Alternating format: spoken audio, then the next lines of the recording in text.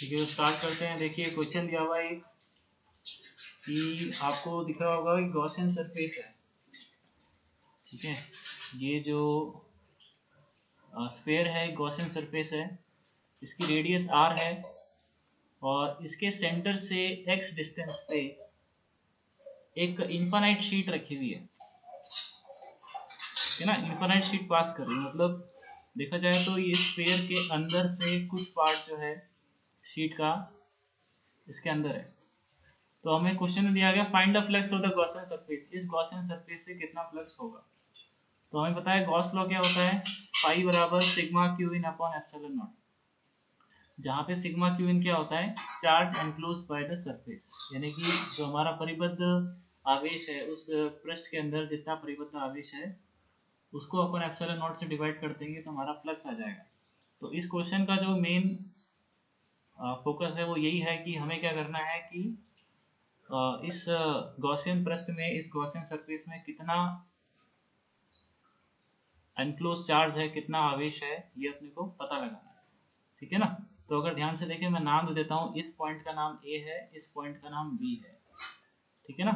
ये जो शीट का जो ए से लेकर बी का भाग है, ए से लेकर बी का भाग है, ये जो भाग है वह गॉसियन सरफेस के अंदर परिबद्ध है, ठीक है ना। और ये ए बी भाग कैसा है, ये ए बी जो भाग है आपको दिख रहा होगा डायग्राम में कि एक लाइन है, एक रेखा है, लेकिन रेखा नहीं है, ये अपन साइड व्यू देख रहे हैं, साइड से देख रहे हैं।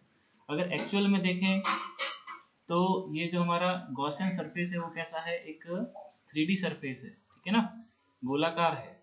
तो ये जब शीट को काटेगा, और शीट भी कैसी है, शीट भी कैसी है 3D के अंदर होती है, जब इसको काटेगा तो कुछ इस तरह का गोलाकार, ठीक है ना, इस तरह का गोलाकार पृष्ठ जो होगा शीट का, ठीक है ना। शीट अगर इस तरह से है, चौकोर है, या शीट इनफाइनाइट है इस तरह से,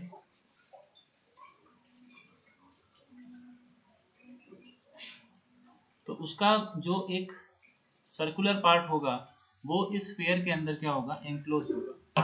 तो हमें क्या करना है, ये जो रीजन है, ठीक है ना, ये फाइंड करना है। और अगर और ध्यान से देखेंगे तो ये जो ए और बी दिख रहा है आपको, एक्चुअल में इस सर्कुलर रीजन का डायमीटर है, ठीक है ना, इस सर्कुलर रीजन का क्या है, डायमीटर। तो पहले अपन क्या करते हैं, अगर हमें एनक्लोज चार्ज निकालना है तो अपन क्या करते हैं, इस डायमीटर को फाइंड कर लेते हैं, या फिर क्या करते हैं इसकी रेडियस को फाइंड कर लेंगे, त्रिज्या को फाइंड कर लेंगे अपन, रेडियस को फाइंड कर लेंगे तो क्या हो जाएगा, एरिया फाइंड हो जाएगा, है ना। क्षेत्रफल फाइंड हो सकता है, क्षेत्रफल क्या हो जाएगा, इसका क्षेत्रफल पाई आर स्क्वायर हो जाएगा, और पाई आर स्क्वायर हो जाएगा तो ये जो हमारी शीट है ना, इसकी सरफेस चार्ज डेंसिटी कितनी दी हुई है, सिग्मा दी हुई है। तो सिग्मा मतलब क्या होता है, क्यू अपॉन ए। तो क्यू निकाल सकते हैं अपन, सिग्मा और ए को मल्टीप्लाई करके अपन क्या निकाल सकते हैं, क्यू निकाल सकते हैं। और क्यू निकाल सकते हैं तो सिग्मा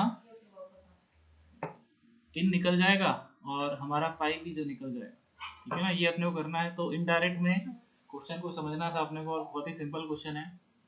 तो पहले रेडियस फाइंड करते हैं। रेडियस फाइंड करने के लिए मैं क्या कर रहा हूँ, ध्यान से देखिए, ओ से लेकर ए को ज्वाइन कर रहा हूँ।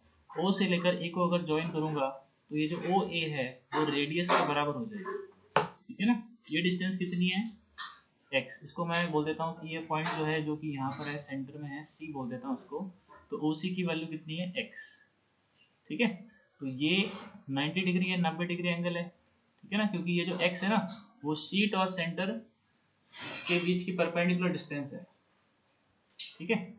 इसलिए ओ सी बराबर एक्स है, आर बराबर क्या है, सॉरी ओ ए बराबर आर है, तो ए सी बराबर क्या हो जाएगा, पाइथागोरस थ्योरम से ए सी बराबर हो जाएगा हमारा, नीचे कर देता हूँ उसको, ऐसा करता हूँ, ए सी बराबर हो जाएगा under root of are square minus x square. ये हमारा क्या हो गया, ए सी हो गया, ठीक है ना, रेडियस हो गया, ठीक है। रेडियस कितना हो गया, रेडियस को छोटा आर लिख देता हूँ मैं, छोटा आर इक्वल टू हो गया under root of are square minus x square. इस सर्कल का रेडियस कितना हो गया, R under root of are square minus x square. अब इसका एरिया निकाल लेते हैं, एरिया ऑफ एनक्लोज रीजन, तो वो क्या हो जाएगा, पाई आर स्क्वायर। तो pi into under root of are square plus x square का, sorry are square minus x square का होल स्क्वायर, यानी कि ये क्या हो जाएगा r square minus x square हो जाएगा। ये इसका क्या हो गया, एरिया आ गया। अब एरिया आ गया हमारे पास, तो ये वाला जो फॉर्मूला है क्यू निकालेंगे अपन। क्यू बराबर सिग्मा ए की वैल्यू डायरेक्ट रख रहा हूँ मैं, ए बराबर under root of, under root नहीं आएगा सॉरी,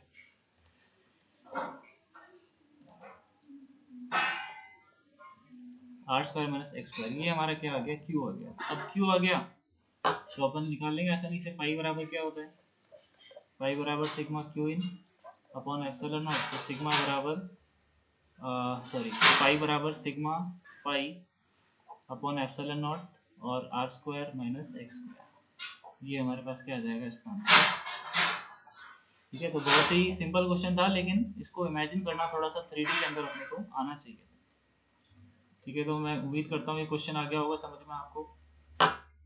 सिंपली अपन ने सिग्मा क्यू निकाला है और थोड़ी सी ज्योमेट्री का इस्तेमाल किया हुआ। आगे चलते हैं, एक और इंटरेस्टिंग क्वेश्चन है हमारे पास, देखिए ध्यान से। ये आपको सिलेंडर दिख रहे हैं, तो हमारे पास क्या है, सिलेंडर है, बेलन है, और दोनों की जो एक्सिस है वो सेम है। दोनों की एक्सिस क्या है, सेम है। ठीक है, एक्सिस अगर ड्रॉ करें तो इस तरह से एक्सिस होगी।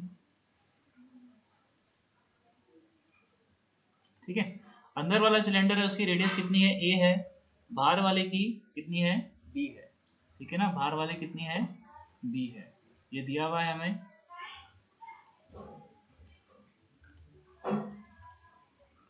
और क्वेश्चन में पूछा है कि अगर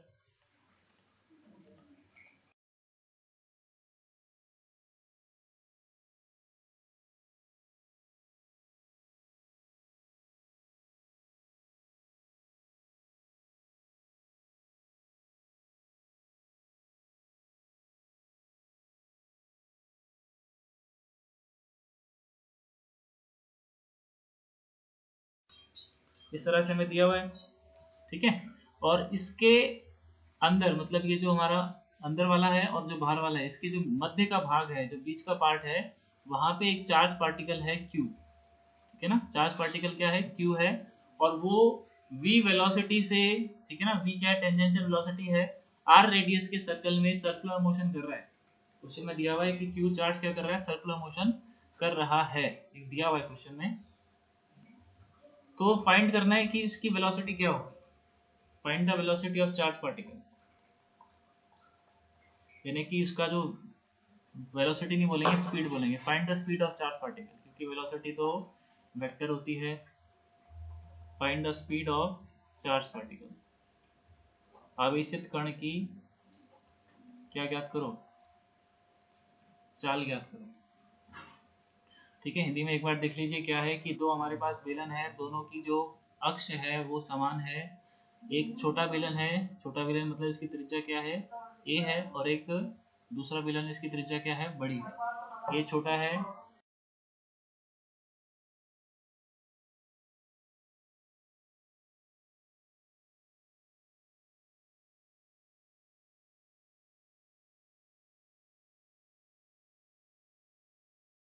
वहां पर एक आवेश है Q, और वो R त्रिज्या में, R जो है वो B से तो छोटी है लेकिन A से बड़ी है। एक वृत्ताकार पथ पर क्या कर रहा है, सर्कुलर मोशन कर रहा है, वृत्ताकार गति कर रहा है, तो उसकी चाल ज्ञात करो। ये क्वेश्चन दिया हुआ है, तो कैसे करना है देखो, बहुत ही इंपॉर्टेंट क्वेश्चन है। अगर अपन ध्यान से देखें तो देखने में तो अजीब सा लग रहा है, लेकिन ये अपने पढ़ा हुआ है। कैसे पढ़ा हुआ है, ये जो हमारा सिलेंडर है ना, और ये जो हमारा रीजन है बीच का, ये सिलेंडर को अपन ऐसा मान सकते हैं कि ये हमारे पास क्या है, इन्फिनाइट वायर का केस है। कैसा केस है, इन्फिनाइट वायर का केस है। ठीक है, और ये जो हमारा पॉइंट है ना, पॉइंट, अगर अपन ध्यान से देखें तो इस पॉइंट पे अगर आप एक चार्ज पार्टिकल रख दोगे, प्लस चार्ज पार्टिकल, तो उसके ऊपर एक फोर्स लगेगा, क्योंकि नेगेटिव और पॉजिटिव क्या करता है, अट्रैक्ट करता है ना, तो क्या लगेगा, फोर्स लगेगा। कितना फोर्स लगेगा, तो हमारे पास फॉर्मूला होता है एफ ई बराबर होता है क्यू ई, क्योंकि ये जो हमारा अंदर वाला सिलेंडर है, जो कि एक इन्फिनाइट लीनियर चार्ज की तरह, अनंत रेखा की तरह मान सकते हैं इसको, तो यहाँ पे इसके कारण विद्युत क्षेत्र होगा, यानी कि इलेक्ट्रिक फील्ड होगी। तो जब भी कोई चार्ज पार्टिकल इलेक्ट्रिक फील्ड में रखा होता है तो उसके ऊपर जो फोर्स होता है उसका फॉर्मूला क्या होता है, Fe बराबर QE। Fe बराबर क्या होता है, QE, ये हमें पता है। तो हमें कुल मिला के Fe अगर निकालना है तो हमें E निकालना पड़ेगा, विद्युत क्षेत्र तीव्रता, इलेक्ट्रिक फील्ड इंटेंसिटी फाइंड करनी है। ठीक है, तो इलेक्ट्रिक फील्ड इंटेंसिटी कैसे फाइंड करें, तो उसके लिए हमारे पास है गॉस का लॉ। उसके लिए हमारे पास क्या है, गॉस का लॉ। देखो कुल मिलाकर काम क्या हो गया, वही हो गया, गॉस का ही काम हो गया। तो गॉस का जब अपन लॉ इस्तेमाल करते हैं तो 3 स्टेप अपन करते हैं। पहला स्टेप क्या करते हैं, पहला स्टेप अपन जो बिंदु P है, ये बिंदु P हमारे पास है, इसके ऊपर इलेक्ट्रिक फील्ड इंटेंसिटी की डायरेक्शन फाइंड करते हैं।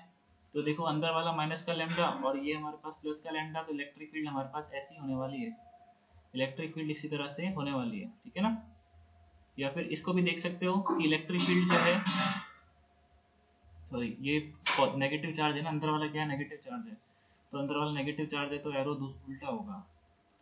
इलेक्ट्रिक फील्ड इंटेंसिटी कैसे होगी, इस तरह से होगी, ठीक है ना, इसकी तरफ होगी, नेगेटिव चार्ज है इसलिए इसकी इलेक्ट्रिक फील्ड इंटेंसिटी इस तरह से अंदर की साइड होगी, विद्युत क्षेत्र तीव्रता की दिशा इस तरह से अंदर की साइड होगी। दूसरा क्या करते हैं, दूसरा अपन गॉसियन पृष्ठ की परिकल्पना करते हैं।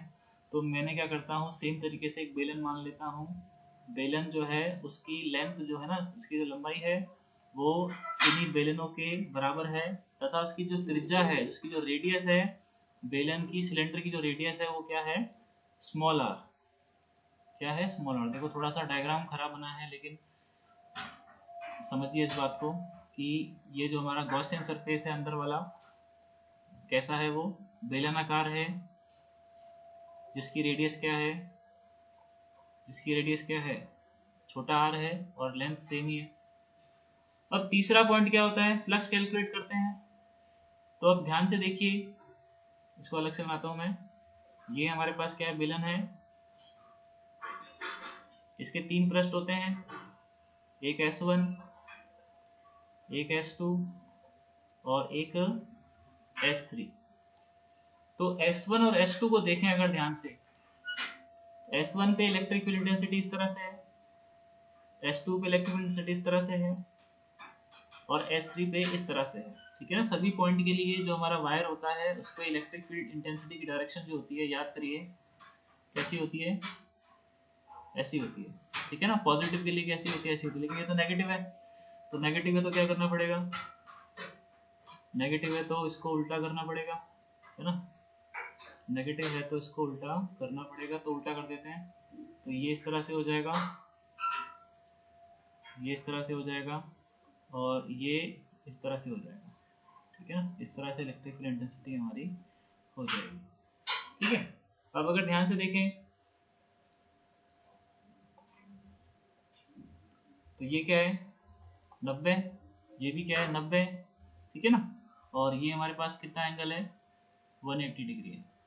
ठीक है, तो हमारा जो ऊपर वाला फ्लक्स है इसकी वजह से फाई 0 हो जाएगा, इसकी वजह से नीचे वाले की वजह से फाई 0 हो जाएगा।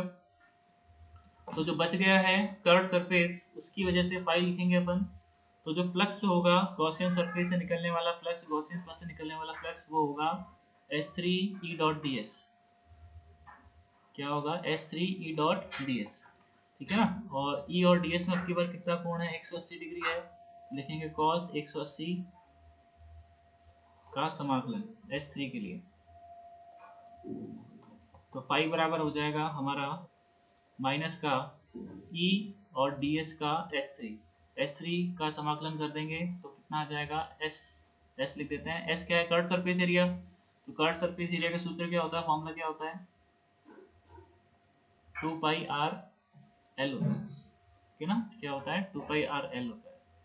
तो ये 2 पाई आर एल लिख दिया मैंने। एल जो है इस सिलेंडर की लेंथ है, रेडियस तो क्या है इसकी, यहाँ से लेके यहाँ तक है आर, और लेंथ क्या है इसकी, एल मान लेते हैं। तो ये हमारे पास पाई हो गया। अब लास्ट में अपन क्या करते हैं, लास्ट में अपन देखते हैं, अच्छा सिग्मा क्यू इन नहीं निकाला, सिग्मा क्यू इन निकालते हैं ना, सिग्मा क्यू इन कितना होगा, ये हमारे पास जो बेलन है ना, बेलन अंदर वाला जो बेलन है, अंदर वाले के ऊपर कितना चार्ज है, अंदर वाले के ऊपर चार्ज देखें तो इसकी लैम्डा, ये लैम्डा दिया हुआ है ना, ठीक है, देखिए ये जो लैम्डा है ना, लैम्डा ये लीनियर चार्ज डेंसिटी है, रेखीय आवेश घनत्व है। शायद मैंने पृष्ठीय आवेश घनत्व बोल दिया था, तो करेक्ट कर लेना उसको। लैम्डा जो है वो क्या है, लीनियर चार्ज डेंसिटी है, रेखीय आवेश घनत्व।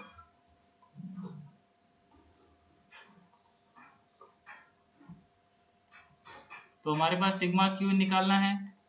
सिग्मा क्यू निकालना है तो इसके जो लेंथ है ना, लेंथ सिलेंडर की लेंथ कितनी है, एल है, और इसका जो लीनियर चार्ज डेंसिटी है वो कितनी है, लैम्डा है। तो इसका फॉर्मूला क्या हो जाएगा, माइनस का लैम्डा एल।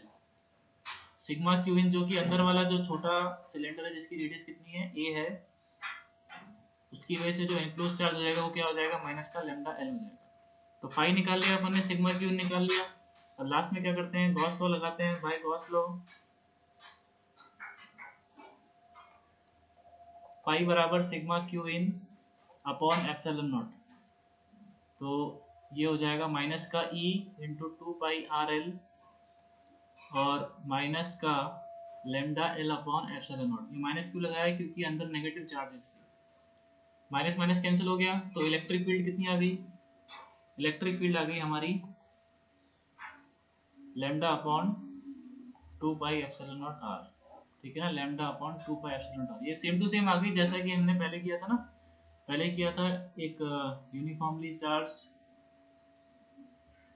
और लीनियर वायर के लिए किया था 2k λ/r। ठीक है ना, सेम टू सेम आ गई। बाहर वाले सिलेंडर की वजह से कोई भी इलेक्ट्रिक फील्ड नहीं है, क्योंकि बाहर वाला सिलेंडर जो है ना कंडक्टर है, और कंडक्टर के अंदर electric field intensity, net electric field intensity क्या होती है, जीरो होती है कंडक्टर की वजह से। तो फोर्स निकाल लेंगे। फोर्स का फॉर्मूला क्या हो जाएगा, Q इंटू ई। ई का फॉर्मूला आ गया 2k λ/r, और इसको अपन बराबर कर देंगे किसके, सेंट्रीपिटल फोर्स के। सेंट्रीपिटल फोर्स के बराबर कर देंगे।